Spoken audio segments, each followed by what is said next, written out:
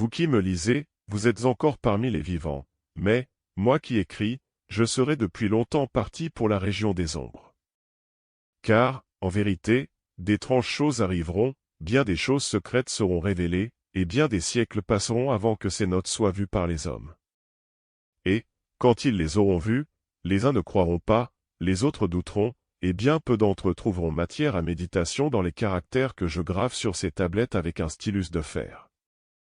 L'année avait été une année de terreur, pleine de sentiments plus intenses que la terreur, pour lesquels il n'y a pas de nom sur la terre.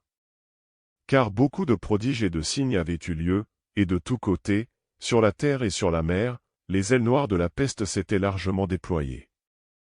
Ceux-là néanmoins qui étaient savants dans les étoiles n'ignoraient pas que les cieux avaient un aspect de malheur, et pour moi, entre autres, le grec Oano, il était évident que nous touchions au retour de cette 794e année, où, à l'entrée du Bélier, la planète Jupiter fait sa conjonction avec le rouge anneau du terrible Saturne. L'esprit particulier des cieux, si je ne me trompe grandement, manifestait sa puissance non seulement sur le globe physique de la Terre, mais aussi sur les âmes, les pensées et les méditations de l'humanité. Une nuit, nous étions 7, au fond d'un noble palais, dans une sombre cité appelée Ptolémaïe, assis autour de quelques flacons d'un vin pourpre de Chios.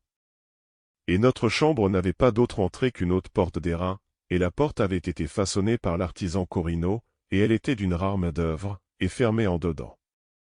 Pareillement, de noires draperies, protégeant cette chambre mélancolique, nous épargnaient l'aspect de la lune, des étoiles lugubres et des rues dépeuplées, mais le pressentiment et le souvenir du fléau n'avaient pas pu être exclus aussi facilement.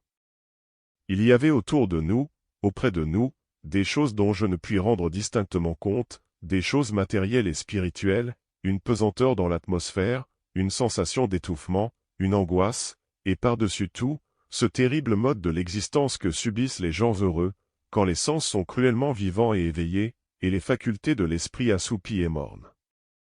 Un poids mortel nous écrasait. Il s'étendait sur nos membres, sur l'ameublement de la salle, sur les verres dans lesquels nous buvions, et toute chose semblait opprimée et prostrée dans cet accablement, tout, excepté les flammes des 7 lampes de fer qui éclairaient notre orgie. S'allongeant en minces filets de lumière, elles restaient toutes ainsi, et brûlaient pâles et immobiles, et dans la table ronde d'ébène autour de laquelle nous étions assis, et que leur éclat transformait en miroir, chacun des convives contemplait la pâleur de sa propre figure et l'éclair inquiet des yeux mornes de ses camarades. Cependant, nous poussions nos rires, et nous étions gais à notre façon, une façon hystérique, et nous chantions les chansons d'Anacréon, qui ne sont que folie, et nous buvions largement, quoique la pourpre du vin nous rappelât la pourpre du sang. Car il y avait dans la chambre un 8e personnage, le jeune Zoïlus. Mort, étendu tout de son long et enseveli, il était le génie et le démon de la scène. Hélas!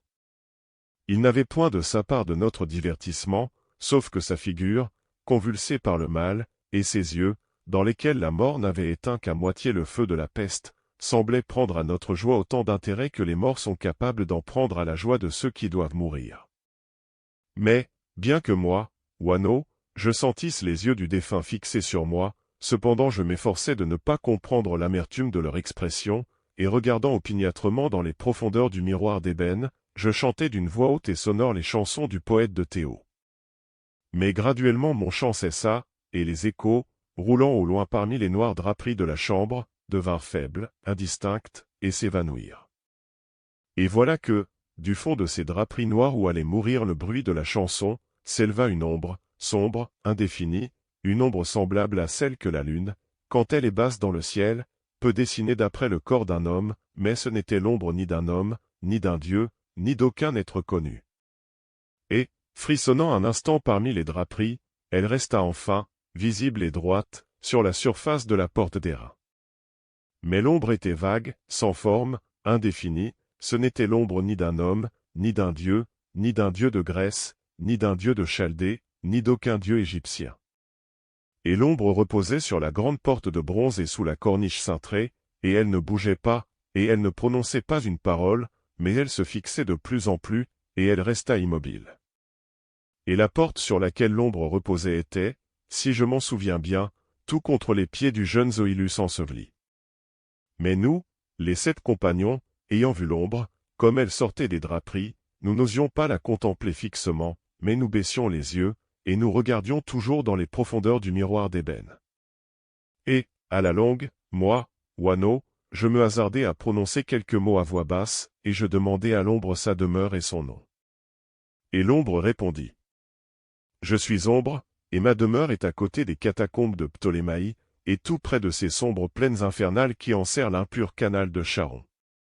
Et alors, tous les 7, nous nous dressâmes d'horreur sur nos sièges, et nous nous tenions tremblants, frissonnants, effarés, car le timbre de la voix de l'ombre n'était pas le timbre d'un seul individu, mais d'une multitude d'êtres, et cette voix, variant ses inflexions de syllabe en syllabe, tombait confusément dans nos oreilles en imitant les accents connus et familiers de mille et mille amis disparus.